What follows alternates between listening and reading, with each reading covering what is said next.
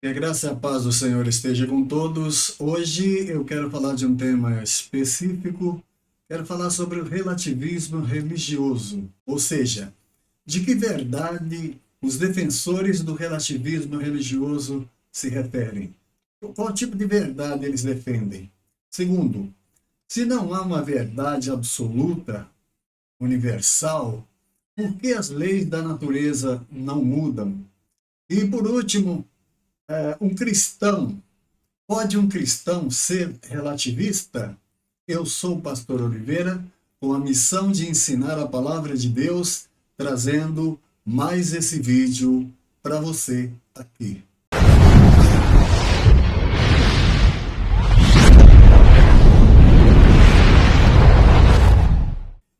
O conceito de relativismo religioso diz que o relativismo religioso é uma visão de que não existe uma verdade religiosa absoluta e que todas as religiões são igualmente válidas ou igualmente verdadeiras.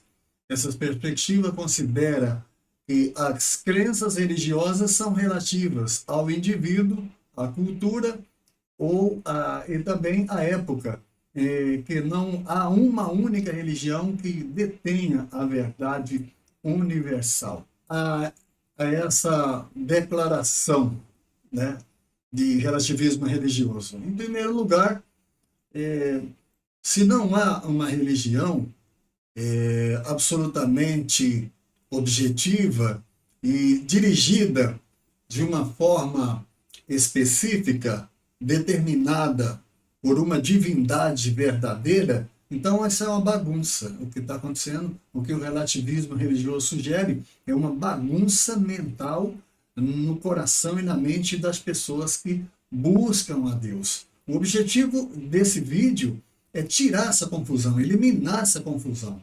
Tá?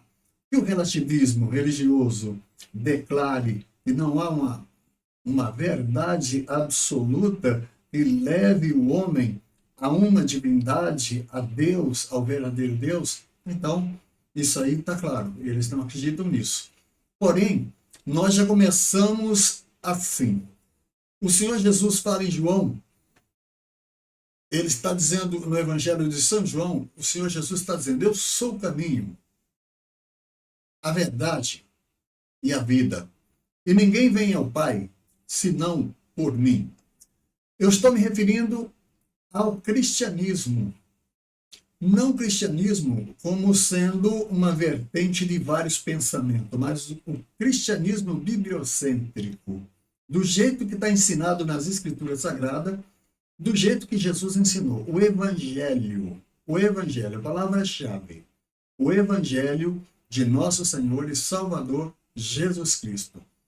Ao conhecer o Evangelho, o homem conhece a maior testemunha enviada entre a humanidade para testificar da existência de um Deus verdadeiro. Estou me referindo ao Senhor, ao eterno Deus, Criador de todas as coisas. Logo, o conceito de relativismo religioso precisa ser abandonado pelo cristão que verdadeiramente pretende servir a Jesus e pretende andar nos caminhos do Senhor. O relativismo religioso é uma chaga no coração e na mente das pessoas desavisadas, de pouca leitura bíblica, e corre até o risco de ser enganados por esse conceito.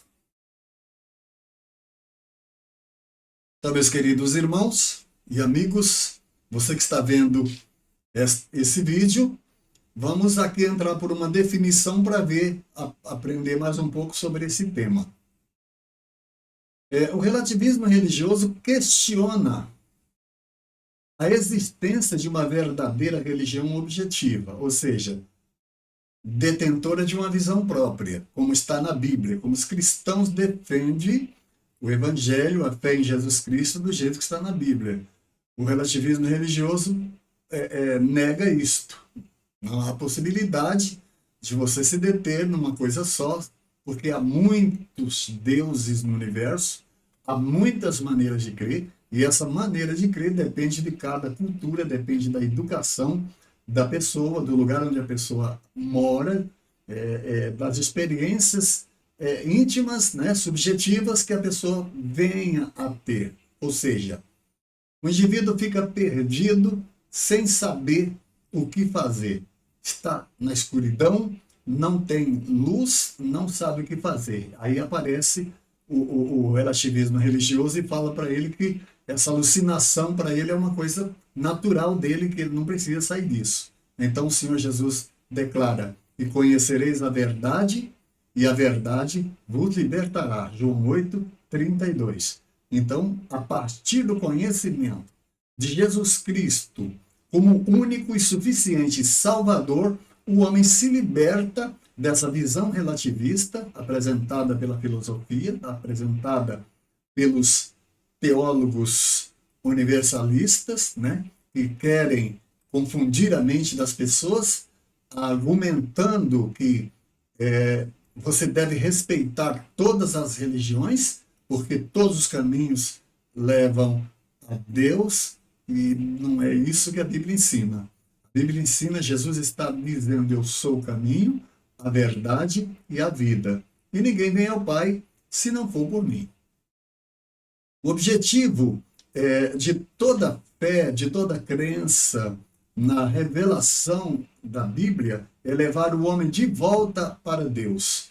Porque todos pecaram e destituídos foram da glória de Deus. Então o homem sem Cristo, ele está separado da glória de Deus. Ele está no escuro.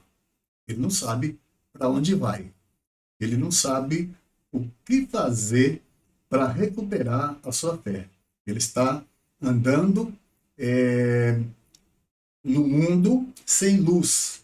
Está nas trevas, né? Então, o que o Senhor Jesus está ensinando? Que se você crê na verdade, você será iluminado. Se você crê em Jesus Cristo, ele revela para você a existência de um Deus verdadeiro, porque ele veio para testemunhar, né, da existência de um Deus único, verdadeiro, que pode salvar a sua alma, perdoar os seus pecados na pessoa do seu Filho Jesus Cristo, ao ser crucificado na cruz do Calvário e ressurreto no terceiro dia. Este é o nosso Salvador, é aquele que nos dirige, que nos leva a Deus. Então, o relativismo religioso admite e aceita multiplicidades de perspectivas religiosas. Então, é o mesmo, nós estamos aí voltando na Grécia Antiga, né? Em Atenas tinha mais de 3.000 deuses. Na época do apóstolo Paulo, ele encontra lá um altar ao Agnos Theos, ou seja, dedicado ao Deus desconhecido. Para quem conhece um pouco mais, vai ver a experiência de Epimênides, que era um profeta da época, e ajudou os atenienses a chegar numa solução pacífica e boa a respeito da praga que estava matando muita gente lá. Então, ali tinha mais de 3.000 deuses, e todos eles já tinham sido pacificados, e a praga não cessava. Então, um sábio chamou o presidente da sessão e disse assim: manda chamar a Epimênides, que chegando ele vai dirigir a nossas fé ao verdadeiro resultado que possa fazer com que pare esta praga. Porque se nós já pacificamos por meio de sacrifício, era o que diziam os atenienses, se nós já pacificamos por meio de sacrifício todos os deuses que conhecemos e a praga não cessou, então resta ainda um Deus para ser pacificado. Olha onde esses homens chegaram, vivendo na escuridão do conhecimento de um verdadeiro Deus. Quando chamaram Epimênides, se chegou na madrugada, mandou descansar e pediu que preparasse um rebanho de ovelhas, um rebanho de carneiro, de ovelhas, deixasse sem comer aquela tarde e à noite até na madrugada. E mandou que preparasse também a argamassa e que ficasse ali os pedreiros prontos e para trabalhar para oferecer o sacrifício assim que fosse, pela sua sabedoria, pelo seu entendimento, revelado a vontade desse Deus desconhecido. E assim foi. Quando soltaram o rebanho de ovelhas de madrugada, eles tiveram uma grande surpresa, porque o Epimênides tinha dito que as ovelhas que caíssem na relva comendo, podia tirar dali, levar embora, que não estava sendo requerida. Mas aquelas ovelhas que chegasse, cheirasse a relva, não comesse e se deitasse, ali onde ela se deitou deveria ser construído um altar e aquela ovelha deveria ser sacrificada a esse Deus desconhecido. Então Epimênides era um tipo de relativista que tinha o discernimento melhor do que os relativistas de hoje. Então, ele disse, onde essa ovelha se deitar, seja construído um altar e ali seja oferecida em sacrifício. E na hora de fazer a oração, ele ora ao Deus desconhecido e diz, ó Deus, né, divindade, tu que está no universo, cuja a existência, o nome nós não conhecemos, perdoa as nossas ignorâncias por não te conhecer e recebe o sacrifício desse animal para fazer cessar a praga. Quando ele terminou de oferecer todas aquelas ovelhas, porque foram várias ovelhas que ficaram ali sem comer, que se deitaram, quando ele terminou de oferecer todas essas ovelhas em cada um desses altares, a praga em Atenas cessou. Chegou, então, no tempo do apóstolo Paulo, ele passa lá e vê vários altares para vários deuses, por aquela multiplicidade de deuses, porque os atenienses eram relativistas também, e ele vê um altar único, porque quando chegou, passado anos depois, os sábios daquela cidade disseram, para que tantos altares para o mesmo Deus? Vamos então deixar só um altar para representar essa divindade, que passou a fazer parte da história dos atenienses, né, dos gregos de Atena, e vamos fazer assim, fica melhor para nós. Logo do lado ali estava um altar escrito Agnostitheos, ou seja, ao Deus desconhecido. O apóstolo Paulo, quando chega, ele vê aquilo ali e ele diz assim, ó, senhores, vejo que sois um tanto supersticiosos, porque observando os altares dos vossos deuses, eu encontrei também um altar oferecido a um Deus cujo nome vocês não sabem. E aí ele começou a pegação dele e disse, esse mesmo que vocês honram sem conhecer, é este que eu prego, e começou ali, através desse momento, a pregar o evangelho para o povo de Atenas. Então perceba você que nós vemos na Bíblia, na história, na filosofia, nós vemos a existência de uma verdade absoluta, inquestionável, que é maior do que o homem, e que o homem só pode acessar essa verdade através da sua fé.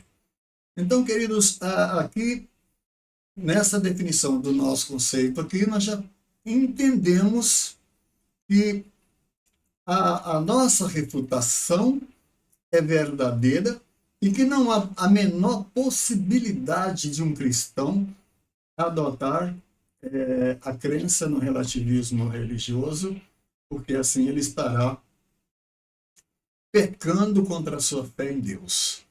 Então nós entendemos aqui que desde o princípio, quando Deus tira Israel da terra do Egito para levar para a terra de Canaã, Deus já lhes dá mandamentos e estatutos pelos quais eles deveriam andar, caminhos pelos quais eles deveriam andar, e a maneira como eles deveriam praticar. Deus já faz a santificação do seu povo através da sua palavra, avisando ao seu povo que eles não praticassem a religião dos povos daquela terra para onde eles estavam indo.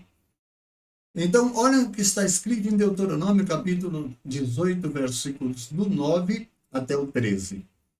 Entre ti não se achará quem faça passar pelo fogo o seu filho ou a sua filha, nem adivinhador, nem prognosticador, nem agoreiro, nem feiticeiro, nem encantador, nem quem consulte um espírito adivinhante, nem mágico, nem quem consulte os mortos, pois todo aquele que faz tal coisa é abominação ao Senhor. E por estas abominações, o Senhor teu Deus os lança fora de diante de ti. Aí ele conclui no verso 13, dizendo assim: perfeito serás como o Senhor teu Deus. Olha que mandamento lindo, que palavra gloriosa, que palavra maravilhosa dada à nação de Israel na Torá, no Antigo Testamento, nos mandamentos de Moisés, e que foram dadas para nós como herança da nossa fé.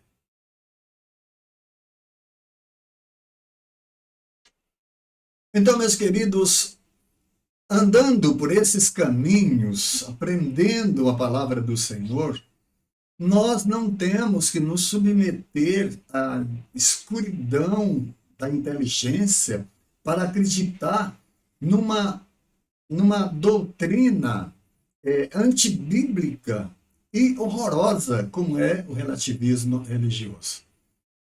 Então, nós vamos sim privilegiar os mandamentos de Adonai, a palavra do Eterno, nosso Deus, nosso Pai, aquele que fez todas as coisas, que criou o céu, que criou a terra, e que tudo colocou em ordem.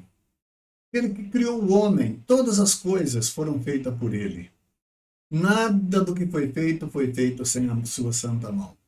Então, esse sim, nós devemos seguir a sua palavra. Nós devemos entender que no meio do povo de Deus não pode haver relativismo religioso. Não podemos nos misturar com aqueles que estão entre os povos que praticam estas coisas. Entenda isso. Essa coisa de eu respeito a sua religião, respeite a minha, isso é um entrave, é um obstáculo satânico, diabólico, para impedir a pregação do Evangelho de Jesus Cristo, que liberta o homem da escuridão do pecado, que liberta o homem de todo o mal. Então, Deuteronômio, volto de novo a ler Deuteronômio 18, o 9 ao 13, que diz: entre ti não se achará quem faça passar pelo fogo o seu filho ou a sua filha, nem adivinhador, nem prognosticador, nem agoreiro, nem feiticeiro, nem encantador, nem quem consulte um espírito adivinhante, nem mágico, nem quem consulte os mortos, pois todo aquele que faz tal coisa é abominação ao Senhor. E por estas abominações o Senhor teu Deus os lança fora de diante de ti. Perfeito será como o Senhor teu Deus. Então daí, queridos irmãos, é importante entender tudo isso, tá? Não existe essa coisa de querer seguir todas as perspectivas religiosas, porque isso é abominação a Deus.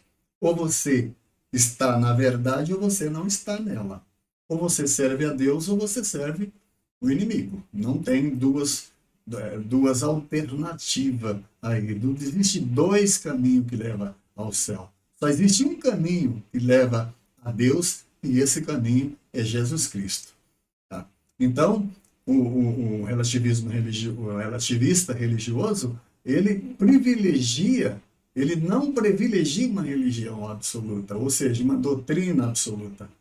A palavra religião nem cabe no cristianismo, viu, irmãos? Porque o que cabe no cristianismo é o evangelho, a fé. O evangelho, a fé. Quando eu vou falar a palavra religião, eu estou fazendo uma abertura que vai me levar para uma multiplicidade de pensamentos que não é a fé, que não é necessariamente a fé. Então, o que existe é um único Deus, um único Salvador, um único Espírito, que é o Espírito Santo, que convence o homem do pecado, do juízo e da justiça, e um único Evangelho. Não tem outras verdades a ser conhecida para se chegar a Deus. Nesse sentido, nós vemos a importância da fé. Agora eu faço questão de ler a definição final, bem no final. Essa definição está na internet, você pode pesquisar no Google que você vai encontrar, tá? Porque isso aí é o que professam, muitas pessoas professam. Olhando que o final da definição, que eu coletei aqui, o relativismo religioso é um conceito complexo e muitas vezes controverso, ou seja, ele entra em contradição contra si mesmo, com implicações filosóficas, religiosas e sociais. Ele pode ser visto como uma forma de tolerância e respeito pelas diversas crenças religiosas, mas também pode ser criticado por minar a importância da verdadeira fé. Verdadeira fé no verdadeiro Deus. A verdadeira fé no verdadeiro Deus, no verdadeiro Evangelho, no verdadeiro Salvador. Único Salvador, único Deus, único caminho. É importante prestar bem atenção para não ser enganado pelo inimigo.